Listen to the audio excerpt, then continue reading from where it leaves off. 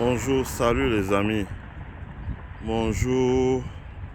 Voilà.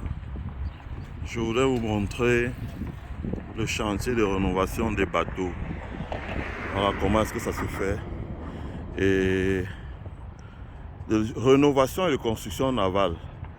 Il y a près de 175 000 bateaux comme ça dans le monde à rénover. Voilà.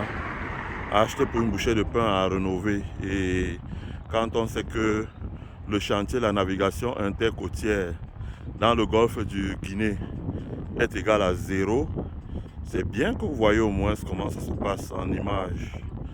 C'est très beau. Je souhaitais vraiment partager ça avec vous.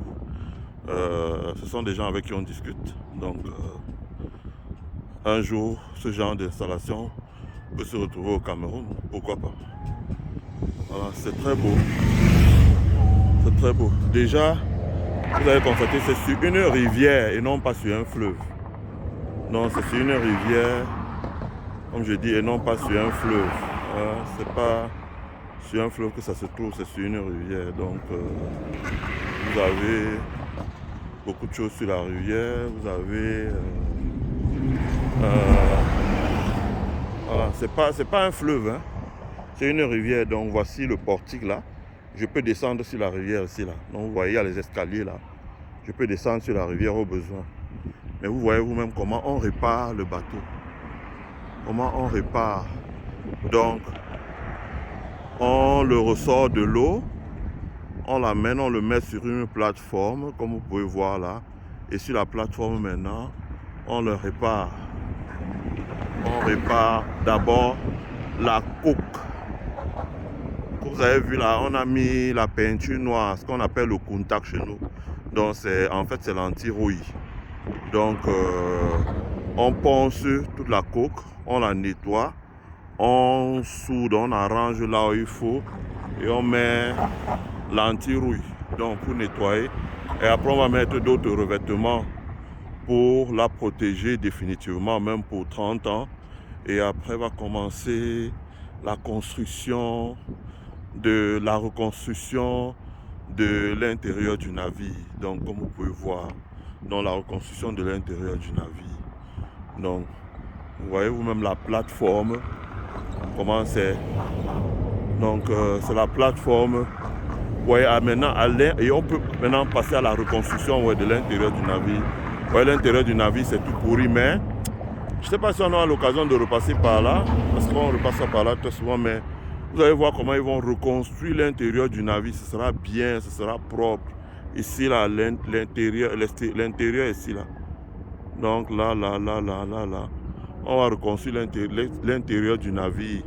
On va gratter, pareil, même traitement, nettoyer, arranger. Ça, c'est pas des gros investissements. Hein. C'est des choses que notre chantier naval aurait pu faire pour créer une série d'armateurs dans le golfe de Guinée qui transportent la nourriture, les produits manufacturés, les produits agricoles et même faire voyager les personnes en utilisant la navigation sur le grand golfe de Guinée.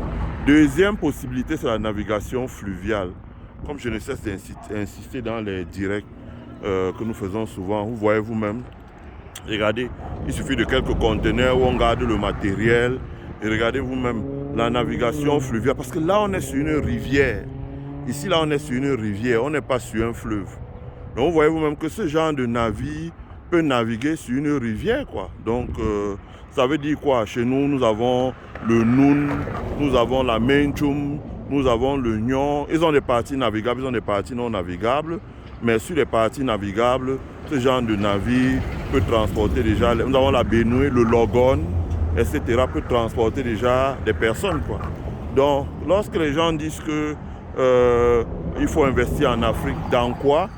Ma question que je leur pose toujours, c'est est-ce que vous connaissez l'économie? Ou que savez-vous de l'économie? Regardez vous-même la rénovation des bateaux. À partir du moment où on a le chantier naval chez nous, on peut faire ça. Regardez vous-même comment c'est bien, c'est beau, Franchement, je souhaitais faire admirer ça aux gens de notre chaîne, comment c'est beau. Et comment ils rénovent. Vous voyez vous-même la grue là-bas, comment ils rénovent. Donc voilà, vous avez notre navire là-bas, lui, qui n'est pas encore sur le quai. Vous voyez comment on est en train de le rénover. Je ne sais pas si vous voyez là-bas, ici. ici, là. Voyez notre navire, on est en train de rénover, on ponce, on gratte, après on met sur la plateforme ici, là. Et sur la plateforme, on travaille maintenant l'extérieur du bateau. Ça veut dire que on nettoie la coque, on ponce, on remet de l'anti-rouille et après on met une peinture. Je vous montrerai les fabricants de ce genre de peinture là ici aux États-Unis qui permet, comme ils disent lui-même, we make paint but for equipment, not for house, for housing.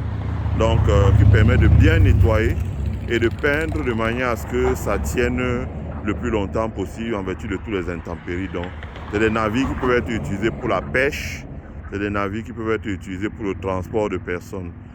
C'est des navires qui peuvent intéresser des pays comme le Sénégal, par exemple. On vient d'avoir un nouveau leadership pour transporter les marchandises du Sénégal vers la Gambie, vers la Guinée-Bissau, mais également les personnes, mais également pour faire la pêche, voilà. La pirogue n'est pas suffisante pour se battre devant les bateaux usines, voilà. Donc c'est autant de projets. Mais c'est aussi l'occasion de dire que l'Amérique, les États-Unis doivent être un partenaire de référence pour les pays africains. Il ne faut pas qu'on se laisse bleuser par l'idéologie. Les États-Unis doivent être un partenaire. Les pays asiatiques ont assez profité des États-Unis en termes de transfert de technologies, de formation des hommes, etc., etc. Donc nous devons nous tourner vers l'Amérique pour faire des affaires parce qu'il y a beaucoup d'opportunités ici, là. C'est vrai. Mais c'est vrai qu'il y a la langue, mais ce n'est pas un obstacle insurmontable. Voilà. Donc je voulais vous faire voir ça. C'est très beau. C'est très beau. Je voulais vous faire voir ça et vraiment vous dire, voilà, comme dirait quelqu'un, mais apprécier, voilà, c'est beau. Hein. Bon, il ne faut pas que mon support de film tombe là. Vous pouvez également voir l'eau, comment c'est beau. On voit également l'eau là. Hein. Et souvent, l'eau monte jusqu'à la plateforme qui est là. Donc, ça permet de mesurer le niveau de l'eau. Voilà, en ce moment, ce n'est pas monté. Donc, quand il neige et qu'il y a le dégel des glaces, la glace monte jusqu'à ici, là. Non, jusqu'à ici, là, vous pouvez voir. Voilà, donc, on répare, on fait la forme, on arrange la coque, on la ponce, et on la gratte et on la rénove. Voilà. Donc, pour pouvoir... voilà. Et ces bateaux sont destinés exclusivement pour la navigation fluviale. Donc, dans les lacs, transportent les choses dans le lac. Notamment le lac Michigan. Ça veut dire que les marchandises qui peuvent partir de Wisconsin vers l'Illinois, vers le Michigan, vers le Canada, vers l'Iowa, etc., etc., etc. Donc, on transporte les marchandises sur le Missouri, etc. Sur tous ces fleuves-là, vous avez des grands ports fluviaux où on peut transporter la marchandise. Voilà. Donc, je souhaitais vous faire voir ça. C'est en voyant ce que font les autres qu'on apprend aussi. Voilà. Et donc, vous comprenez que nous avons besoin des écoles pour former des soudeurs, pour former des gens qui puissent travailler dans ce genre de choses.